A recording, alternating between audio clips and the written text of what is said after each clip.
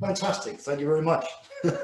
So, yeah, folks, I just want to talk to you today about self-service and automation and why you need to knock it out of the park, because this crisis definitely has made huge change. It's a significant event that actually is changing how we live our lives. It's changing government policy, how we do business.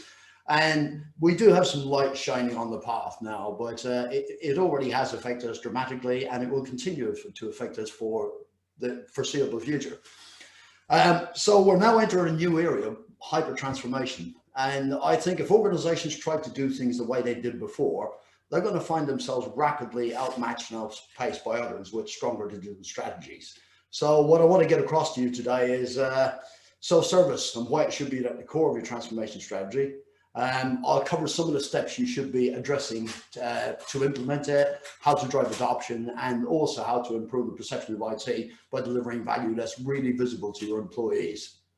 And I think over the next few months, we really have to nail this in these three basic areas: self-service, automation, and enterprise service management. And just to Barclay's point, I would say about 75% of the implementations that we do these days are not just for IT, they're for HR, they're for facilities, they're for all sorts of things. So let's start there. So what I would like to say is this is based on a document called The Path Out of COVID, which I wrote with my colleague, Dr. Nigel Martin. And I'll provide you with links to the presentation at the end of it. But within the actual paper itself, we cover a kind of a roadmap, if you like. And that's just the stages that organizations will go through or have gone through on the path to recovery. So stage one and stage two, to a large extent, are largely behind us. So now as we enter stage three, our ability to basically allow our customers to self-serve and for us to automate service management processes, not just within IT, but right across the enterprise, that's going to be the difference between surviving and thriving. But the old ways of doing this, with big projects and consultants and implementation partners and technical gurus, that's way too slow and expensive, because as we go into this new normal, service delivery teams are going to have to be self-sufficient. They're going to have to be able to tweak their own process and adapt at speed as conditions continue to change. So if your current technology doesn't support that, you still have time to get things right, but you do need to act now, because teams with strong digital strategies are way ahead of you. We have so many customers that are way further along in their digital transformation journey, probably at stage 5 and doing some of this stuff incredibly well. And I'll talk to you a little bit about that.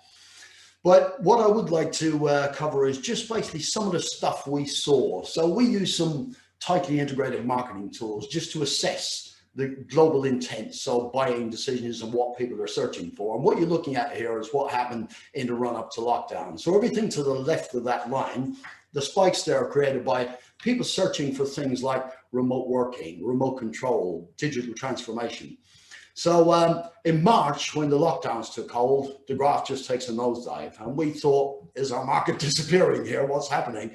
But by early April, it became fairly clear to us that the reason service management teams weren't searching for solutions is they were just basically struggling to deal with the deluge they were facing. Now, the interest started to return, and they were looking for things like self-service and IT transformation. But in the weeks that followed, that graph takes a huge rise. Now, I do have a second graph that I haven't put into the slides here, but it goes through the roof. And now people are looking for things like self-service, Aitchison tools, workflow automation, and change management. And that's just gone. And interestingly enough, actually, if you map the number of cases in the UK against the spike in data, there's a huge correlation. But anyway, what's clear is that the need for modern service management and automation technologies is absolutely through the roof at the moment. So I just want to take a quick look back at the impact of COVID on the IT landscape. So prior to the crisis, about 5% of the UK workforce were working from home. But in last September, that increased to just about 50%. So any challenges you had supporting your employees have now been amplified about tenfold. The estimated impact of the crisis on the world economy is somewhere between $9 and $12 trillion. And all the analyst groups, they're struggling to predict what's actually happening with various economies and sectors, but they do agree broadly on the way forward, and that's that technology has to pave the path out of COVID. And the other aspect is that business leaders, they recognize now that their businesses work faster than they ever thought possible just about a year ago, and they won't want to go back to the old world. They're going to call on technology and the people who support it to eliminate waste and deliver a competitive advantage in this new economy. So if you think that things are going to go back to normal, then I'd encourage you to think again, because this is your wake-up call. Even with the impressive rates of vaccine rollouts that we have and the roadmap out of lockdown, we are stuck with this situation for at least 3 months and perhaps even longer. And even if we manage to lift restrictions this summer, I think history will still record this as a time when the way we work and how we use technology at work are actually changed forever. So the case for investing in the right technology is crystal clear, because if you don't have it, your transformation strategy is dead in the water. So what's going to happen? Well, we're going to come back to a massive backlog of projects, basically, because you will have identified huge holes in your current technology stack. And now you're going to have to reassess your applications, telephony, data models, devices, security, support channels. All of that's going to have to be readdressed, because your businesses need a strong digital strategy, and that has to be supported by technologies that are fit and flexible and secure enough to cope with that new normal. The big problem there is that costs, that's always been a fairly limiting factor. And now I think executives have to step up. They're going to have a clear role to play. And IT governance, as Barclay mentioned, that's going to be really prominent on board agendas. CEOs are going to have to work with their CIOs and CFOs to reshape both the business and the IT strategy. And actually, there was an interesting thing on the Wall Street Journal here. Deloitte did a thing that basically said that 40% of CIOs see their CEOs, see their CIO or tech leader as the driver of business strategy. And that's incredibly important. And there are two clear reasons why the CIO should be front and center. First, if they're actually involved in shaping the business strategy, then IT is 2.5 times more likely to be rated as very effective by the organization. Why? Well, the logic is straightforward. If the IT activity and focus is directly in line with the direction of the business and the CIO is fully engaged in shaping that direction, then executives are going to proactively invest in the right technology. But secondly, if the CIO is involved in shaping the business strategy, digital programs are twice as likely to have a significant impact. So the question there is, can we step up? Can enterprise IT step up? Well, this was a rather worrying few stats from Infotech that I just captured recently, and it just asked people to describe their current level of IT maturity. So only 6.4% of organizations felt they were ready for organizational transformation, and only 14 expect the organization to be able to expand. That leaves 80% in the bottom part of that stack, and to be honest, that's a real kind of threat of outsourcing area. So why don't people just modernize their technology? Well, the biggest reason we hear is this: we don't have any budget. But as this headline that I grabbed from a paper a while ago suggests, that actually the HMRC spent 53 million, and that was 80% of the total additional cost during the pandemic, just patching aging infrastructure. Now they recognize that they have to address that and redress the balance and on investing in the future. So if we look again at the important elements, all of the analyst groups are saying the same thing. Actually, service management and automation are paramount, because it is the only way that we're going to be able to handle the stuff that's coming at us. It will underpin every improvement, every innovation, every efficiency. And it's the only way that we can close the gap between what our customers and employees expect of us and the amount of money and the people we've got to actually do that. So first and foremost, I think self-service, that has to be the de facto channel, because we're going to come back to cost containment, redundancies, and we're going to be rapidly asked to develop solutions that are fit for this new normal. So what we have to do is to weed out the low value stuff that swamps service desks and force them into firefighting mode. So if you want to reduce firefighting, there's no question, self-service, best tool in your arsenal by a country mile. I was talking to David Wright at SDI last year, and he basically explained that across the industry, now I'm sure it's different now in the post-COVID world, but the adoption rate is kind of less than 10%.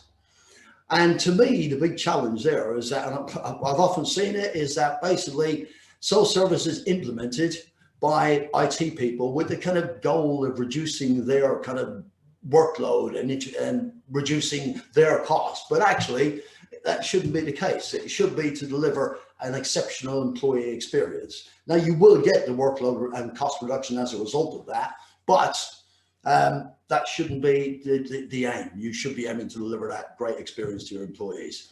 So if you haven't done it already, now is the time to act, but you absolutely do need to knock this out of the park. So what I would say is that self-service has to be that rich source of information. People should want to go to it. So what you can do is offer things like working from home bundles, software deployment policies, useful links to processes, useful links to staff well-being and mental well-being and stuff like that. So automation, second area. So for many groups, I think this is already high on their agenda, just the concept of using software instead of people to eliminate that kind of repetitive and mundane tasks that people are doing. But the pandemic has absolutely sent that into overdrive. We're just seeing huge, in that data I mentioned earlier, seeing huge increases in workflow automation and stuff. And McKinsey had a report last year, it's called The Future of IT, that highlighted that about 45% of all the processes that are currently carried out by people can be automated. But very few organizations don't get anywhere close to that number.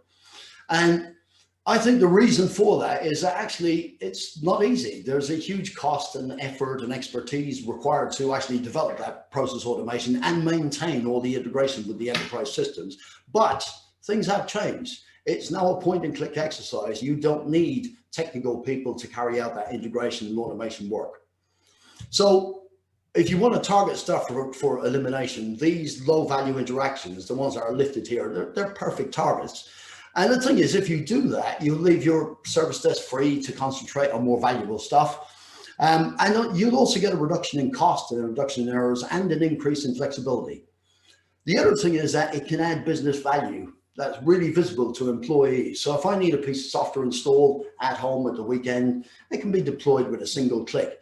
And when you're adding value like that, that's highly visible to your employees, then you're not just a service provider, you're actually a partner that's working with your colleagues and helping them to work as effectively as they can.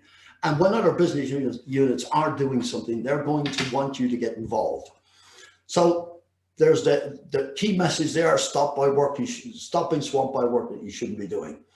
Now, I had kind of hesitated with the idea of kind of showing technology here, but I thought if I could actually show you rather than tell you how all of this hangs together, it should hopefully give you some ideas for designing your own self-service portal and some examples of how easy it is to eliminate some of those kind of repetitive tasks. So here we have a self-service portal, just logging into it. It will take me to the last page I've visited. It's fairly straightforward.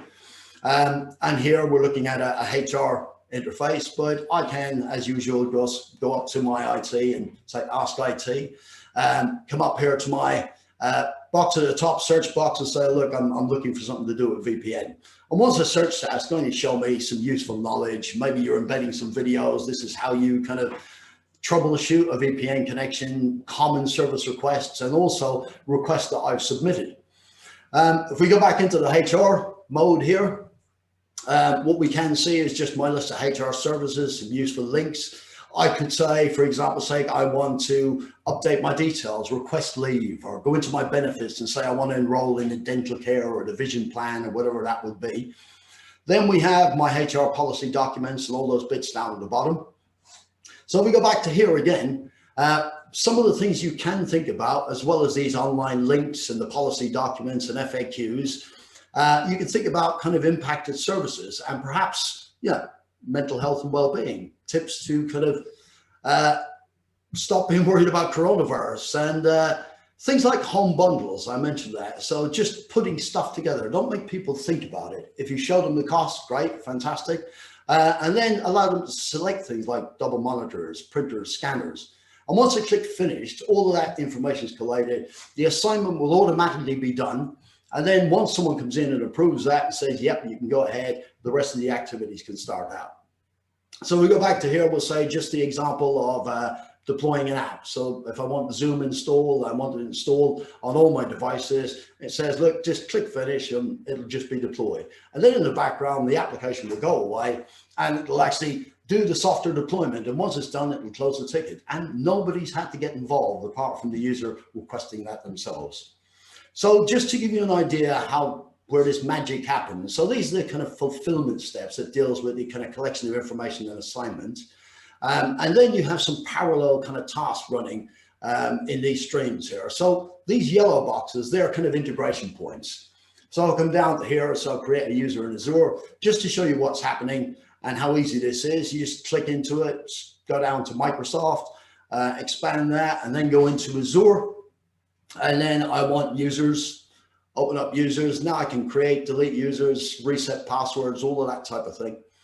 And these things are pretty easy to create. Most tools offer this now. Just drag out a little node and then say, I want a cloud automation. And then we click on the little properties box, and then you just literally go into your integration and choose from the hundreds of different prepackaged things that are already there. So it is really that simple. And the beauty of this is you do it once and you can save literally thousands and thousands of hours on those activities. Really straightforward. So self-service and stuff, where do you start? Well, the first thing I would say is ask for some feedback about the challenges that business units are facing with IT. What you're going to find is some common threads usually emerge. Most common complaint from users is basically they don't know what's happening with their requests. They tend to be ping pong between teams, so they don't know where the request is at, or they aren't informed there's any problem with fulfillment. Speed and timeliness. Users often complain that the requests are taking too long to process. They don't know how they're progressing, and they have to chase the service desk to get an update. It's a particularly common thing. Information and supports. Often the articles that we provide, they're not very helpful. They're too wordy or they're out of date. And the thing is, if people try that route and then they have to call the service desk, that instills the belief that basically if they want something done, it's easier to pick up the phone. Software is a common complaint. People complain about it being clunky or not intuitive or user-friendly. And self-service, if it exists, people are generally happy to use it. But if the process isn't fluid, people will quickly revert to the old ways of doing things. And that's just pick up the phone. So how do you go about that? I would say run workshops. Barclay used to run some fantastic workshops on service definition and service design. I know it's not as easy these days, but it can still be done. So involve people who understand how the processes hang together within a department, people who administer the systems, and people who understand user and management challenges. Now, you may not have to get users involved at this point in time, but you should actually definitely get them involved when you get into the later stages. So the next thing, once you've got that feedback, is just define what good looks like. So put together a brief, and this is not a project, but it's a product brief, because that's what you're doing. You're implementing a new product. Now, it's just an example. It can be as broad or as narrow as you wish it to be, but that brief will basically set your stall out as to what you actually want to achieve. Then set some goals. And again, simple, straightforward stuff here. We want to give 24/7, 365 days availability. We want to eliminate the dependency on email and manual processes and transform the IT service delivery agenda to support the organization's digital agenda.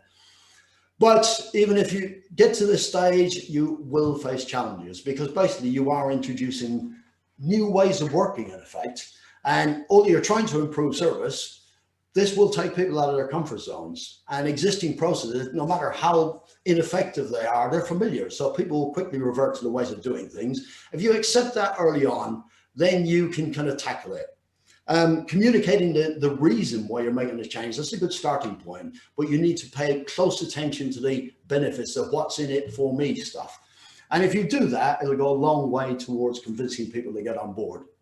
The other thing to think about is ownership, because this is not a one-time event. You'll have to redefine your services, the same for your processes. Knowledge will need to keep up to date. So will frequently asked questions, and also how do you continue to improve this?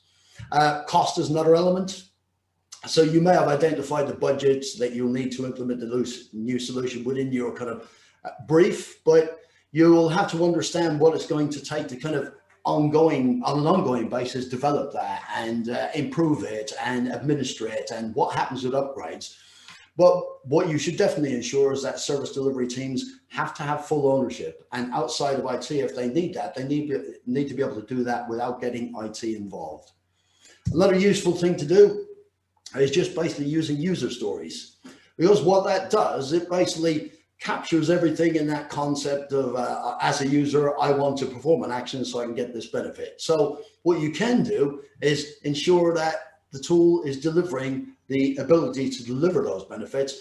Once you prioritize your stories, you can then basically schedule your sprints and releases, and you just iterate based on the feedback that you get. It is fairly straightforward. There's no need to boil the ocean when you're doing these things. So the next stage would be to pilot the tool. And as I said, boiling the ocean, not a good idea. At a basic level, you're not going to get it right anyway. Perhaps pilot it with one department, maybe a select group of super users, one service, one process. Keep it simple, because things will change quickly. And you'll need to get guidance from people as you roll this out, because you won't get it right first time. When your service catalog goes into testing, and subsequently, once you published everything, you'll discover it doesn't meet everyone's needs. And that's often blamed on poor requirements analysis.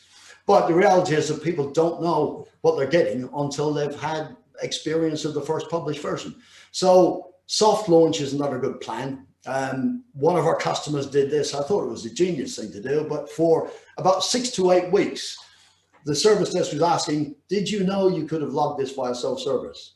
And after that 6 to 8 weeks expired, they upped the ante and basically said, is there any reason why you have not logged this via self-service? And within kind of 6 months, more and more people were getting on board. But he also said to me that 2 years after deploying it, that message was still going out by the service desk on a fairly frequent basis. So again, promoting what's in it for me.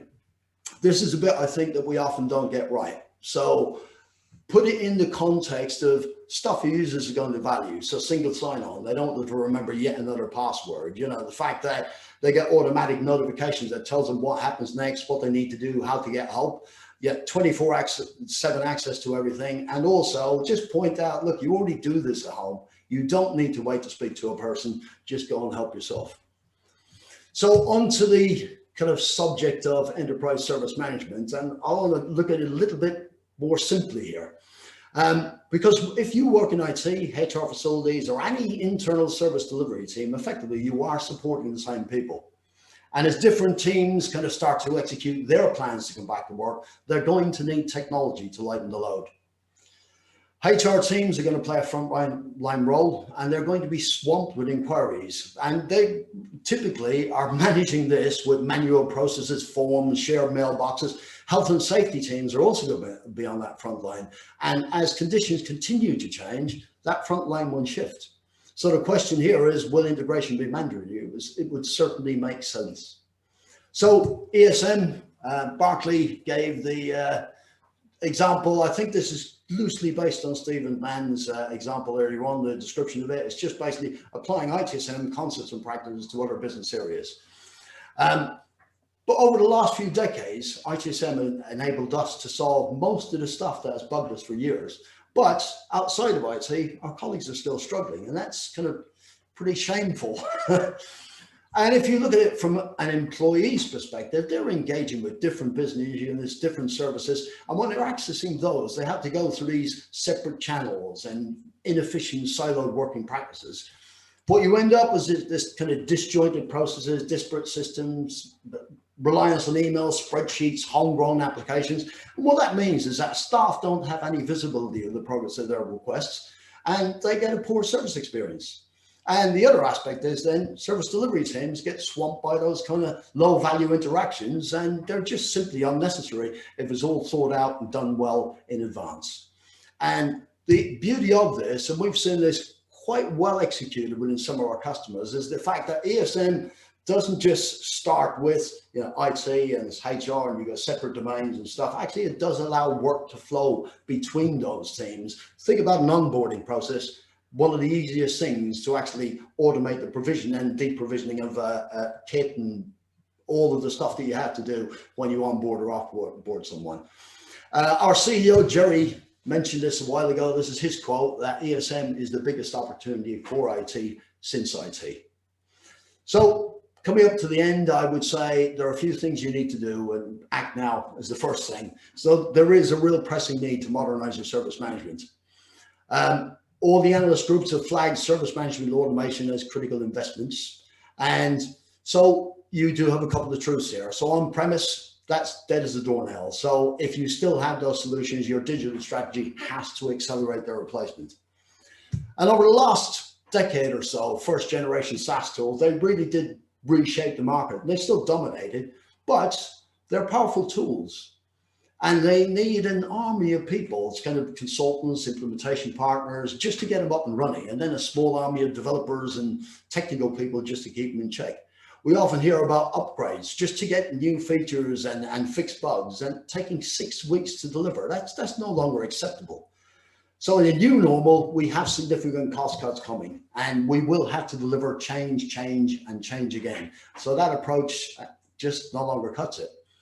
And we're now in this era of second generation SaaS platforms. So Gartner here just predicted that despite general kind of slowdown in IT spending, I think they forecast about 0.5% increase this year, that basically this low code market is going to grow by 23% to 13.8 billion over the course of 2021. So at the start of this, I promised you some resources. The first one there is a path out of COVID. You will get a copy of these slides, so I'm sure you can't read that link. But that will allow you to access both the slides and actually watch the recording of the webinar. What you also might be interested in is this, is securing IT investment. Because as we come back to work, a lot of different departments are going to be asking for money to do different things.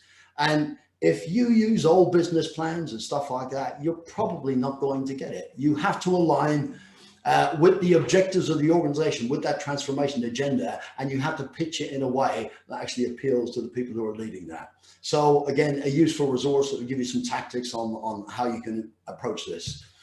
We also have another paper here, a new area for self-service and automation, and that kind of summarizes quite well some of the stuff I was saying, using examples from some of the retail and banking areas.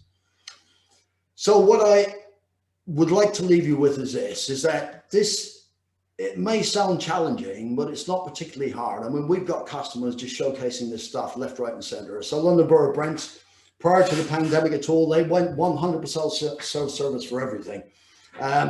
This was pretty critical because they were generating about £1 million in shared revenue, shared services revenue, and also shaved about £400,000 off their costs by allowing people to work flexibly from home and stuff like that. I know that's institutionalized now, but 100% self-service is the route that they took, and just killed email, kill phone as a way of doing things. Mid and South Essex here, that's a great example. It was essentially 3 hospitals that came together as a shared services organization, which we're going to see a lot more of, I think. And basically what they had was different operating conditions in each of the hospitals. And what they had to do was to take those operating conditions into account and basically have different processes for different things, but present it all in a really central way that makes it easy for their users to consume. And they actually achieved that. And as I said here, they developed a seamless process for home working requests and spun that up, and it's basically saving them a bucket load of time. And again, this is common with our customers. They're just basically enterprise service management. They're replacing systems across IT, marketing, all of these different areas. And actually the important point here is that they're adding value across their entire business. So that to me is where it's at. And I do think this ESM thing, the best opportunity for IT since IT. So folks, that's it. So thank you very much. I can't believe I went at a pace there and still managed to come in just about on time. So